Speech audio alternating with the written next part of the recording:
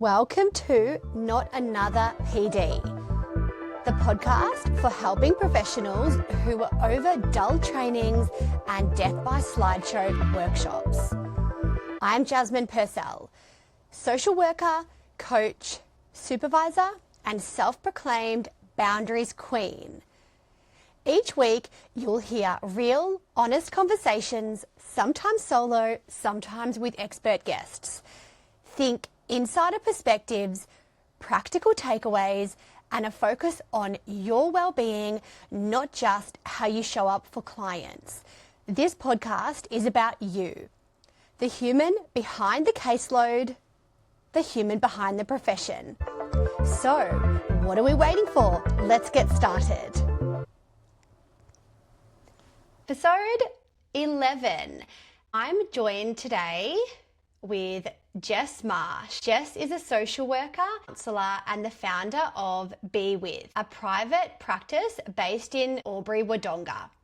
Through Be With, she offers counselling, clinical supervision, leadership coaching, and therapeutic consultancy. Over the last decade, Jess has worked across out-of-home care, family violence, and community services, always with a focus on trauma-informed and therapeutic practice. Jess also provides clinical supervision to helping professionals in a wide range of roles. Wanting to make supervision more supportive and practical, she created the Supervision Menu, a trauma-informed framework that helps supervisors and supervisees bring more structure, creativity, and depth to their sessions. She's passionate about making supervision a space where practitioners feel resourced and confident so they can keep doing the work they love without burning out in the process. Welcome, Jess. I'm thrilled that you're here. Thank you so much for having me. It's so nice to be You're here. very welcome. You're very welcome. And I just wanted to say I absolutely love your supervision menu. I bought it myself, and that's actually how we connected. It was so odd. I think you were one of the first people that bought it, so it was really lovely. And I was so impressed with it that I actually sent you a DM letting you know how I was using it in my supervision session. So I'm so glad that we connected through that way. And then now you're here on the podcast. Yeah. Isn't that amazing? It is. And I think it was probably a 5-minute voice recording that you sent me, which was, again, so lovely. Right. Yeah, when you sent that.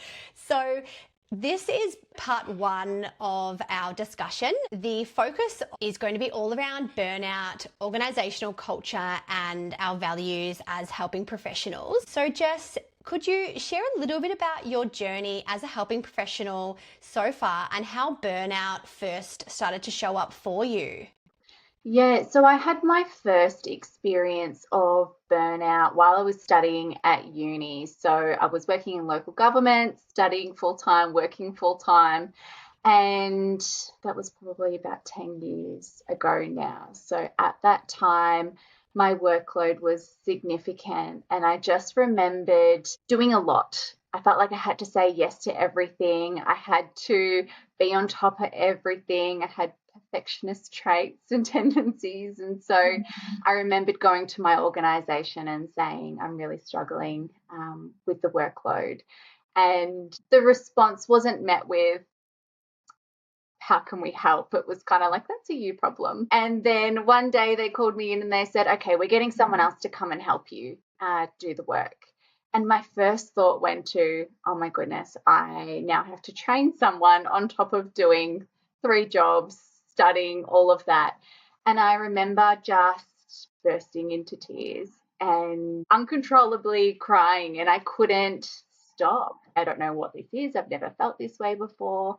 And that in and of itself felt quite overwhelming. I had to take probably a month off work. I went to counselling at the time. And when the counsellor said to me, this is burnout, I was like, what is this? I've never heard of this before. This is awful. I never want this to happen again. And then funnily enough, us helping professionals aren't exempt from burnout. And so this time last year, roughly, I had a big workload, and my work requires me to work with young people living in out-of-home care. And the systems around those young people can be quite complex. When you're in a space of just wanting to be able to help and do your best work, and that's often then met with people maybe coming from different perspectives and having different values, that over time, I guess, felt exhausting. And my signs of burnout were very different. So where my first experience of burnout was that I was crying and couldn't stop. My second, the signs and symptoms were I was getting headaches, I was fatigued, I was frustrated. I was noticing I didn't want to go to work. And then it got to a point where thinking about the work, I just started crying and couldn't move past that.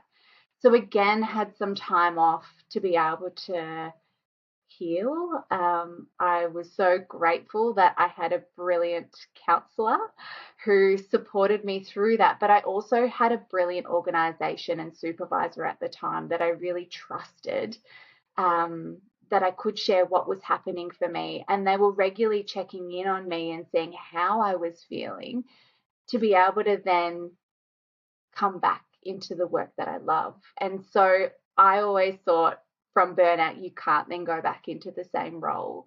I was able to do that with support from my organisation, but then also I was able to think about what I wanted from my career and to do something different because it wasn't necessarily meeting my needs. And that's how I got into private practice. And you mentioned the impact on your professional roles in which you had to take significant amount of time away from those roles to actually recover. Can you explain a little bit how burnout also impacted your personal life? Did the burnout also have a negative impact on, your kind of well-being overall? Yeah, so the first time I was studying at uni and I had exams. So that was incredibly stressful, but I was very fortunate. I had the support of my family and my partner. And so my second experience of burnout actually had a holiday plan to go to Queensland. And for the 2 weeks, there was just a numbness and this anticipatory anxiety about what happens when I go back. I'm meant to be having 2 weeks to rest, but I don't feel better. I'm not feeling better. And even though I'm in a place that I love with my husband, I'm just not feeling better. And so it required me to get some professional support. It's a sign that you need more than just a short holiday, and it's always great to plan those regular holidays, but then if it's actually burnout that you're experiencing, that just a holiday is not going to be enough, which definitely makes sense as to why you mentioned those around support. So you had the support of your husband and your family, and also professional support through a counsellor. And I'm sure that through you also sharing your experience of burnout, that many of the listeners who maybe have experienced burnout but maybe thought it was just them, that there was something that made them more susceptible to burnout, but at least hearing you say this with all your experience, that if you've experienced burnout, then it really can happen to all of us. No one in the helping profession is exempt from experiencing burnout. It's about when it will happen, not if it will happen. I think that's why I'm so passionate about it now. And particularly for me, I thought I knew the signs. I thought I knew what to expect, but knowing that it can look different, it's made me really double down on how I take care of myself and how I tune into my body and what I'm needing. I think I've shared a bit of my sort of story on my website, but it was around 2022 and I was doing another master's degrees. I felt like I was a forever student. I was working full time across multiple schools. So I was working and I was studying, and also a mum of two. I just felt that I was taking on so much, but then I just thought, well, I'm just really busy. I don't have time to eat nutritious food. I'll just grab anything and go, anything on the run. And then I wasn't moving at all. So I was basically just going from work to taking care of my children to then sitting at my desk studying. And then I was just always seated. And I just thought, I'm just busy. And then I wasn't probably noticing some of the signs. You mentioned that your second experience of burnout was different because you thought you knew the signs from the first time. And I was just excusing any of the signs I was experiencing. So it was signs like feeling really fatigued, physically unwell. I had a lot of physical health issues as well, and just and I used to say, oh, I have Sunday blues, prior to then going to work on Monday. I just feel really flat. As soon as I woke up on Sunday to then the minute I went to bed, it was just that dread of the next day, because on weekends I had somewhat of a break, although I still actually would study, I think, in the evenings when my daughters were in bed. But then I would just discount all those signs as I'm just busy and I'm just doing a lot, and this is kind of how everyone would feel who's juggling a lot. And then I started to realize, well, it's more than just being busy, because we can be busy but not have any of those other symptoms. For me, that's why supervision is so important, and having a good supervisor that you trust and feel safe with, because then you can receive some feedback from someone else who knows what you're like. And so they can then check in with you if they're noticing that you're not okay. Were there any point in time which you found that maybe the way you were working at that time, or maybe overworking, was there any clash with your personal values? And I guess, what role did your values have with your burnout experience and even your recovery? It's interesting because at the time, I don't think I would have identified it was a misalignment with my values. I think for me, I just thought something's wrong. I don't understand it, and I just need to get better. Whereas since my first experience of burnout and becoming a supervisor and doing some research around it, I looked a lot into Vicki Reynolds' work, and she talks about how burnout can come from not living in alignment with your values. And when I reflect on my most recent experience of burnout, there's often times in my role where I had to be okay in a way with people making decisions on behalf of children that I didn't necessarily agree with. But I think something else that I've reflected on is that there's this part around a values misalignment, but there's also this part of maybe some wounds of my own that I hadn't necessarily identified. And so through doing the work to heal from my experience of burnout, I was able to then identify that I had some certain beliefs about myself even that were being constantly triggered in these situations, which then had a cumulative effect on my nervous system. And I think there's so many layers to burnout, and it can happen for a variety of reasons. But for me, they're probably the two that were the main contributors. And how do you see organizational culture or the values misalignment that you mentioned playing into burnout more generally? So thinking about your experience as a leader and a supervisor, do you sometimes see that a values misalignment between the helping professionals' own values and the organizational values, and that clash, and can that play into burnout as well? Absolutely. As a social worker, we're trained to have certain values as well. We always want to make sure the client's rights are at the centre, that they're heard, that we're doing the best that we can to cause no further harm. So I think my professional values around doing no further harm, my personal values of wanting to make sure that young people and children can be safe. And then when there's organisations that need to respond in a way that's crisis driven and reactive, it's really tricky when you're working with systems that are reactive, but you're trying to be proactive. And just going back to the values, have you ever noticed yourself, or perhaps helping professionals that you supervise, or even some of our colleagues out there, actually sometimes finding that they need to compromise their own values to actually conform to an organizational culture? Yeah, particularly for people that are new to the field as well, and feeling like they are grateful for the opportunity for any role to be able to then do the work that they're passionate about, or getting an opportunity to do work they're passionate about. When you're going into that space and you're doing work that you're maybe realizing isn't aligned with your values, But then on the other hand, you feel really grateful for the opportunity and you feel like, I just got to get through this time and then see what happens. It can feel really hard. And often we see people in helping professions not stay in roles for very long because of that conflict that can occur. But then also thinking about that values misalignment and people feeling like they have to compromise on that. Often organizations can make us feel like we have to work in a certain way as well.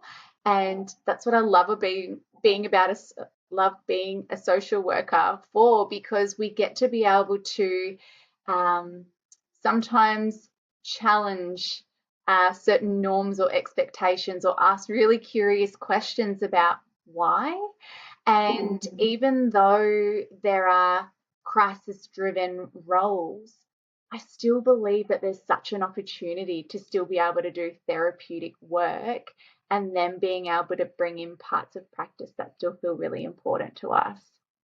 I do think that definitely us as not just as social workers, but helping professionals more generally, we are sort of status quo challenges, especially when, if we think that there's certain maybe norms in organizations that actually are doing the clients a disservice, and we're pretty good at challenging some of those systems. I know I have in the past. Sometimes if a practitioner is new to a role and it could go back to that people pleasing in which they're just grateful for any opportunity, so then they might ignore the little red flags that pop up if they think, oh, my boundary's been crossed here, or it's not quite in alignment with my values. And that really resonated with me, because I'm thinking back to a time when one of my core values, being a mum with a really young child, was to be able to be present with my children and to ensure that I was never late to pick up my daughter from childcare. So I didn't want to be, that notorious late mum who's that last one to pick up their child and putting work before family. So that was one of those sort of values that I really felt so strongly about. And then I was new to a particular organisation. It was working with vulnerable children and families.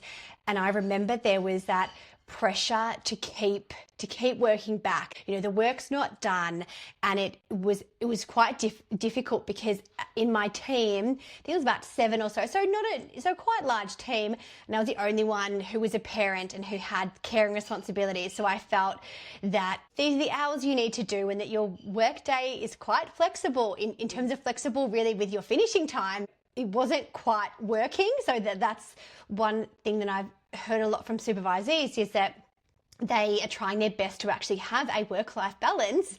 It's easier said than done, but then sometimes there's that in certain, it may even be an organisational culture, maybe a team culture that actually has some of those norms, like you work through lunch, you have meetings over lunch, your finishing time is flexible. So, whether you finish at 5, it could be 5:20, could be 6, just get the work done. So I think sometimes it's often those team cultures. Have you noticed that in your experience as well, Jess? Absolutely. And I think too, being able to go, okay, does this work for me or not? I resonate with that so deeply, not having lunch, working late. And I remember at a point in time for me in my life, that was okay. I didn't have things that I needed to go to after work. And so I was happy to spend that extra time. I knew I was getting time in lieu. So it met certain needs for me. But as I went on and I realized, well, actually, what does my work-life balance look like? My whole identity is shaped around my work at the moment, and that's not necessarily feeling healthy or helpful for me. And so then pushing back can feel so hard, because then you've kind of set the expectation of, oh yeah, I'll just work through lunch, or yeah, I'll just finish early, or finish late.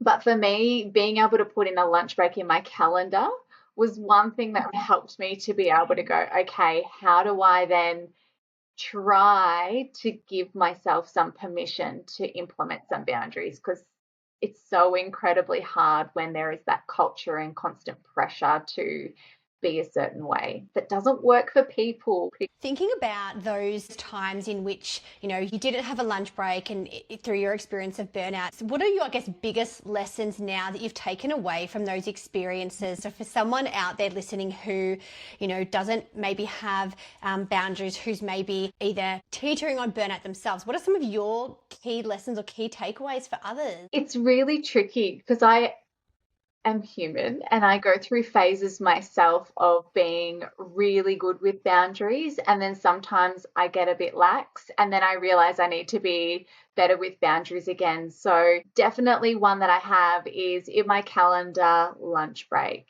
and really trying to make sure that I have time to actually eat. Sometimes still eat at my desk. Like, that's something that I do, but maybe I'll lock my computer while I do it, and just making sure I have some time to really breathe and disconnect from the work just for a period. Because I think through all of this, becoming aware of my nervous system and what my brain and body need in order to continue to be well, I need to be able to actually regulate myself. So trying to make sure that I have regular time throughout the day to go to the bathroom and just breathe as well. I find being able to tune in, breathe, movement, like you said before, being able to just stand up and stretch instead of just sitting down constantly for the whole day.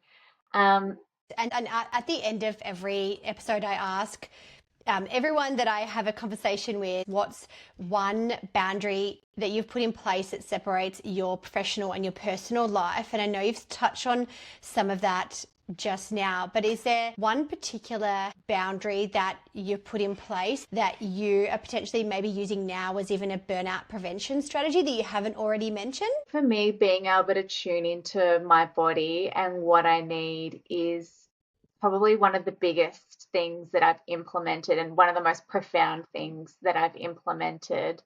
And that's something that I can do while I'm at work, while I'm at home, just really making sure that I'm taking care of me. And that can be subtle and other people wouldn't necessarily notice, or it can be overt, and it can be me going for a walk or physically moving my body. That's why it's so important we're having this conversation. It's about, well, what can we even put in place, in sort of a preventative approach? Even through this conversation, if we could at least enlighten one of our colleagues out there around burnout and how important it is to actually prioritise your own well-being and have boundaries in place. Yeah, absolutely. And I think there's just still so much stigma around self-care and putting ourselves first, being selfish. But I am a strong believer that if we don't take care of ourselves, we can't continue to do the work that we love, and we can't then continue to support the people that we're caring for. So it all comes back to being able to take care of ourselves, because that matters. I've really enjoyed part one of our conversation. Could you please let everyone know how they can get in contact with you, and also, more importantly, how can they get their hands on a copy of your supervision menu? Please tell us all. So people can find the supervision menu at our website, www.bewith.com.au.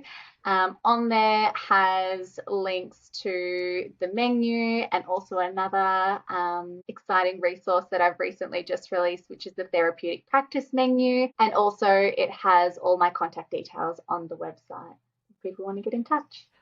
Jess, I can't thank you enough for having this chat with me. Thank you so much. It's been a privilege. Thank you so much for listening to Not Another PD. If today's episode resonated with you, share it with a colleague who could use stronger boundaries, less burnout, and more balance. And don't forget to subscribe. Until next time, keep saying yes less.